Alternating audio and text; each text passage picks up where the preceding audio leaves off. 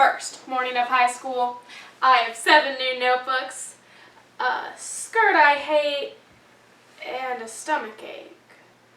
The school bus wheezes to my corner. The door opens and I step up. Where to sit? I've never been a backseat waste case. If I sit in the middle, a stranger could sit next to me. If I sit in the front, it'll make me look like a little kid, but I figure it's the best chance I have to make eye contact with one of my friends, if any of them have decided to talk to me yet. The bus picks up students in groups of 4 or 5.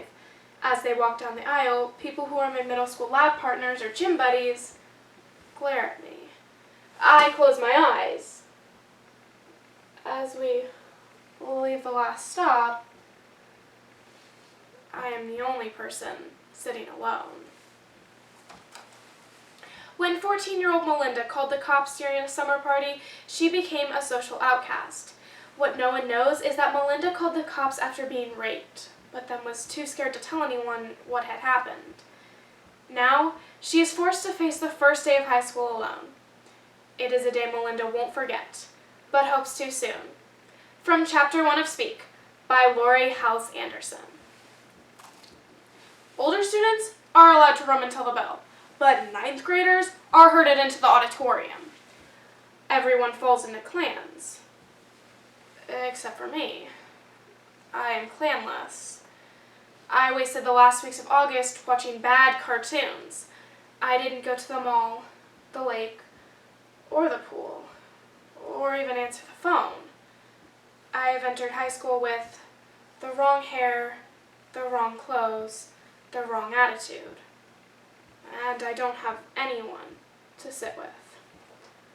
I am an outcast. The kids behind me laugh so loud I know they're laughing about me. I can't help myself. I turn around. It's Rachel, surrounded by a bunch of kids wearing clothes that definitely did not come from the East Side Mall. Rachel Bruin, my ex-best friend. She stares at something above my left ear. This was the girl who suffered through brownies with me, who taught me how to swim, who understood about my parents, who didn't make fun of my bedroom. If there was anyone in the entire world I wanted to tell, it was Rachel. Her eyes meet mine for a second. I hate you. She mouths silently. She turns her back to me and laughs with her friends. I bite my lip. I'm not going to think about it. It was ugly, but it's over and I'm not going to think about it. My lip bleeds a little. It tastes like metal. I need to sit down. I stand in the center aisle of the auditorium looking for someone, anyone, to sit next to. A predator approaches. Gray Jack buzzcut, whistle around a neck thicker than his head. Probably a social studies teacher hired to coach some blood sport. Sit! Mr. Neck yells at me. I grab a seat. The lights dim and the indoctrination begins. The first 10 lies they tell you in high school. 1, we are here to help you. 2, you won't have enough time to get to your class before the bell rings. 3, the dress code will be enforced. 4, our football team will win the championship this year. 5, your locker combination is private.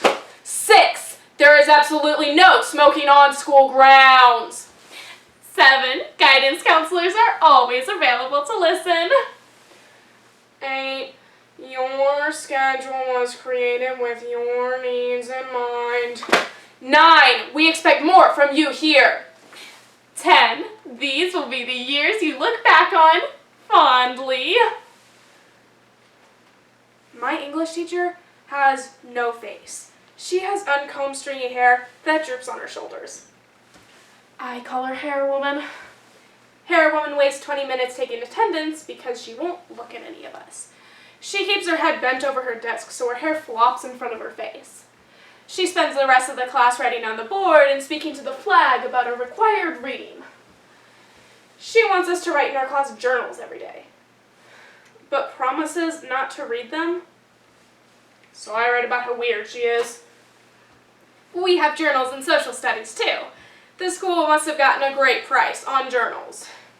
My social studies teacher is Mr. Neck, the same guy who growled at me to sit down in the auditorium. He remembers me fondly. I got my eye on you, front row. Nice seeing you again, too. I bet he suffers from post-traumatic stress disorder. Vietnam or Iraq? One of those TV wars. I find my locker after social studies. I dive into the stream of fourth period lunch students and swim down the hall to the cafeteria. The hot lunch today is turkey with reconstituted dried mashed potatoes, a damp green vegetable, and a burnt cookie. I'm not sure how to order anything else, so I just slide my tray along and let the lunch drones fill it. This 8-foot senior in front of me somehow gets 3 cheeseburgers, french fries, and 2 ho-hos without saying a word. Some sort of Morse code with his eyes, maybe. Must study this further. I follow the basketball pole into the cafeteria. The basketball pole waves to a table of friends. The basketball team. They all swear at him. A bizarre greeting practiced by athletic boys with zits. He smiles and throws a ho-ho. I try and scoot around him and... a lump of mashed potatoes and gravy hits me square in the center of my chest. All conversation stops as the entire lunchroom gawks, my face burning into their retinas. I will forever be known as that girl who got nailed by potatoes on the first day. 400 people explode in laughter. I ditch my tray and bolt for the door. I motor so fast out of the lunchroom, the track coach would have drafted me for varsity if he had been around. But no, Mr. Neck has cafeteria duty, and Mr. Neck has no use for girls who can run the 100 in under 10 seconds. Unless they're willing to do it while holding a football. We meet again. Where do you think you're going?